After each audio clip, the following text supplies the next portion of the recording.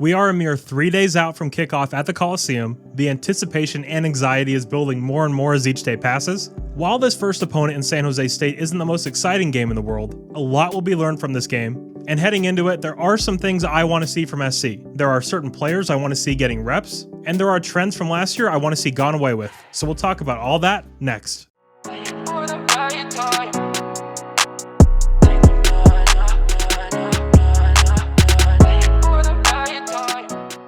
What's up guys, my name is Gabe and welcome to the Trojan Blade. If you are enjoying the videos, please do leave a like on the video and subscribe to the channel if you haven't already. And if you do plan on heading to any SC games this year, make sure you head over to SeatGeek and use my promo code GGreens for $20 off your first order. That is with 3 E's and 3 S's. Thank you so much for being here today, and let's get started. Alright, so for starters, let's talk defense. This is obviously going to be the key unit that everyone is looking out for. We have spent literally the entire offseason talking about this. I'm sick of hearing about it, the players are sick of hearing about it, and I know for sure you guys are sick of hearing about it as well. We just need to see it. We need to see a consistent pass rush. We need to see good tackling. We need to see Bear Alexander dominating. We need to see Mason Cobb finishing plays. We need to see this group of edge rushers collapsing the pocket. We need to see this defense dominate the San Jose State offense, plain and simple. And I'll be honest, if we allow more than 21 points, I'll be disappointed. This group has to be fuming with how they've been portrayed all offseason. Let's see all of that play out on the field. If the defense is truly going to be at the level that we all think it can be, we need to see it in this game. I don't expect or even want perfection, that's not what I'm talking about, but we need to see a level of play higher than we saw at any point last year. I mentioned him earlier, but I'm really going to be watching Bear Alexander. Bear is built to wreck this San Jose State offensive line, but what I really need to see is when he starts getting double teamed, how does that affect the rest of the defensive line? Like last year, when Thule would draw 2, sometimes even 3 guys, but the rest of the line was so bad they still couldn't win. That has to change. So I'll be looking out for that in this game. Tackett Curtis is someone I'm extremely excited to watch as well. It looks like he's going to be starting in this one. I am curious how he'll be deployed. With a young player like that, I'd imagine you don't want to put too much on his plate, so I'd be looking for more of a see ball, get ball approach with Tackett. But what I want to see from him is to slightly control his Tasmanian Devil energy. Not too much where he changes his identity as a player, but enough to where he doesn't get ejected for targeting on the first drive of the game. Alright, now let's talk about this edge group.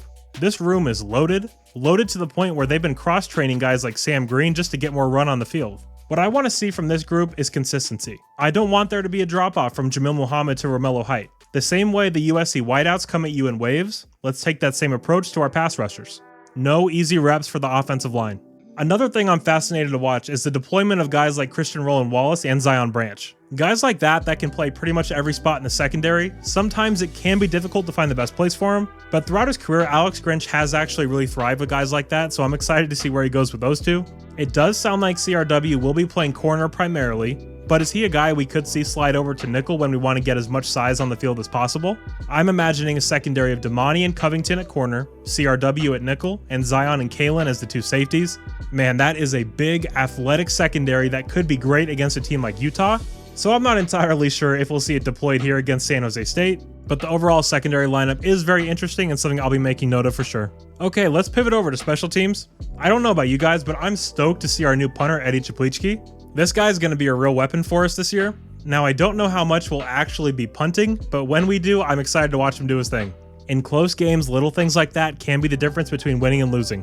Alright, now let's flip over to the offense. There are 2 main things I want to see and then some minor things we'll get into after. But firstly is the offensive line chemistry. When they're working combo blocks, how clean is the operation? How clean are the pass-offs? How's Caleb's communication with the new guys? When you have 3 new starters on the line and all 3 of those guys weren't even in the program last year, that can be a big deal. Again, this does not have to be perfect, but I am curious to see where they're at, and hopefully we don't have any concerns going forward. And the second thing I need to see is Miller Moss. This team has to handle its business so Miller can come in mid-3rd quarter, 4th quarter at the latest, and actually play some real football.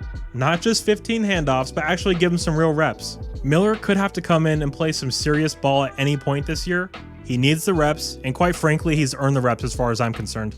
Now, a few minor things I would like to see are the freshman skill guys. I'd love to see some Deuce and Zachariah big plays, and I can't wait to see what Jacoby Lane and Mekhi Lemon can do, as well as a Marion Peterson and Quentin Joyner in the run game. Particularly Quentin, I feel like he's in store for a huge day, and who knows, maybe we even see Malachi Nelson's debut at some point. And the last thing I want to talk about is I am very excited to see Elijah Page. I've said it before, I'll say it again, that kid is going to be incredible. I think we're going to see him in this game, and I'm very confident he's going to be awesome. But regardless, I'm very excited for this game. These last few days are really taking forever to get through. Saturday cannot get here soon enough. But guys, I do want to hear from you. What are you looking for in this game? And who are you most excited to see? Please let me know down in the comments. And guys, that will do it for me today. If you did happen to enjoy this video, please do leave a like and subscribe to the channel if you haven't already. And if you do want to help support the channel in an even bigger way, you can do so over on my Patreon for only $1 a month. Thank you so much for all your support. You guys are awesome, and as always, take care and fight on.